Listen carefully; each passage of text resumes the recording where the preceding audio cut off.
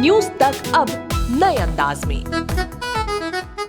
नमस्ते, मैं अविचल दुबे। न्यूज तक को आप नए रंग रूप में देख रहे हैं, लेकिन रौनक वही है, एक्सप्लेन करने का तरीका वही है जिसको आप लगातार पसंद करते हैं। बात कर रहे हैं ओमिक्रॉन की। ओमिक्रॉन से पूरी दुनिया में हल्ला मचा हुआ है। कोरोना का नया वेरिएंट जिसने अब पूरी दुनिया में एक तरह का हल्ला मचाया हुआ है कि कड़ी पाबंदियां, लॉकडाउन और जिस तरह की वेव को लेकर जो वेव पहले हमने देखी हैं पूरी दुनिया में, देश में किस तरह से हाहाकार मचता है, ओमिक्रॉन से भी क्या वही हाल होगा? ये सवाल लगातार बना हुआ है और इसके जवाब में भी जो चीज़ें आ रही हैं वो ख़राब आ रही हैं। क्यों? क्योंकि अब तक जो कोरोना का वेरिएंट सामने आया था, डेल्टा वेरिएंट, जो सबसे ज़्यादा खतरनाक था, ओमिक्रॉन उससे भी 6 से 7 गुना ज़्यादा संक्रामक यानी कि इन्फेक्शियस है।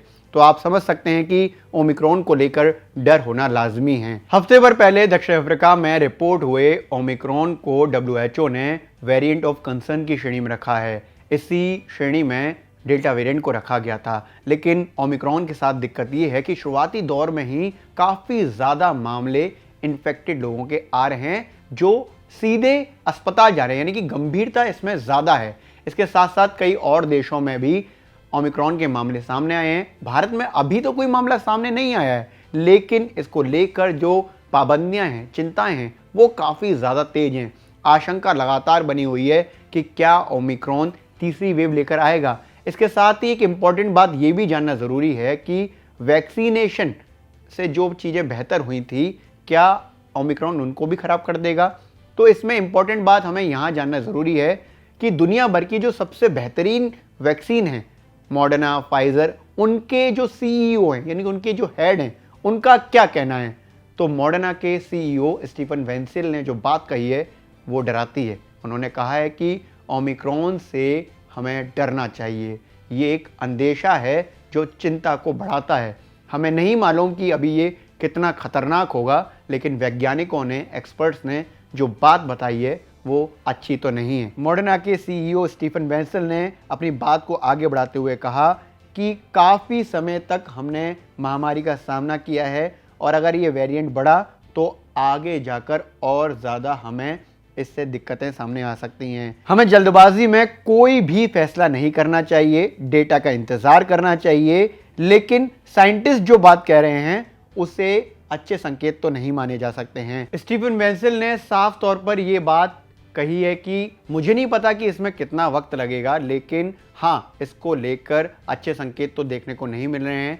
एक्सपर्ट, वैज्ञानिक जो बात कह रहे हैं उनको हमें सीरियस लेना चाहिए। इसके साथ ही अगर फाइजर के हेड एल्बर्ट बोर्ला की बात करें, जो उन्होंने इस ओमिक्रॉन को लेकर कही है, उन्होंने भी कहा कि हमें डेटा का इंतजार करना चाहिए। एल्बर्ट बोर्ला ने एक टीवी चैनल से बात करते हुए साफ तौर पर कहा कि फाइजर ने नए वेरिएंट के खिलाफ टेस्टिंग शुरू कर दी है ताकि हमें यह पता चल सके कि इस वेरिएंट के खिलाफ हमारी वैक्सीन कितनी कारगर है। हम डेटा इकट्ठा कर रहे हैं क्योंकि साइंटिस्ट और एक्सपर्ट्स लगातार इस काम को करने के लिए सलाह दे रहे हैं। अब यहाँ एक बात आती है कि मॉडर्ना और फाइजर भारत में नहीं लग रही हैं, लेकिन हम उनका जिक्र क्यों कर रहे हैं? हम उनका जिक्र इसलिए कर रहे हैं क्योंकि मॉडर्ना और फाइजर पूरी दुनिया में सबसे बेहतरीन वैक्सीन लगातार मानी जाती हैं और वो हैं भी।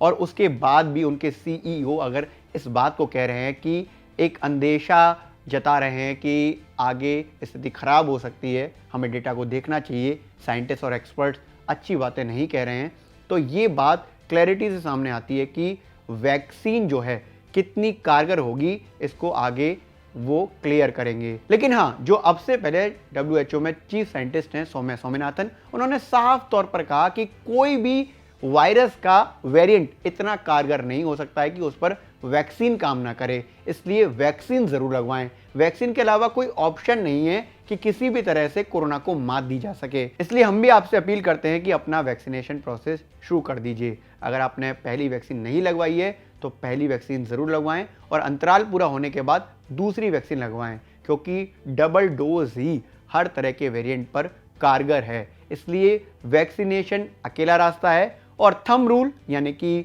वो प्रोसेसेस, वो फॉलोअप्स जो हम बीते 2 साल से कर रहे हैं उनको लगातार करते रहें। बिल्कुल ना भूलें, मास्क ज़रूर लगाएं, सोशल डिस्टेंसिंग का पालन करें और सैनिटाइजिंग का खास ख्याल रखें।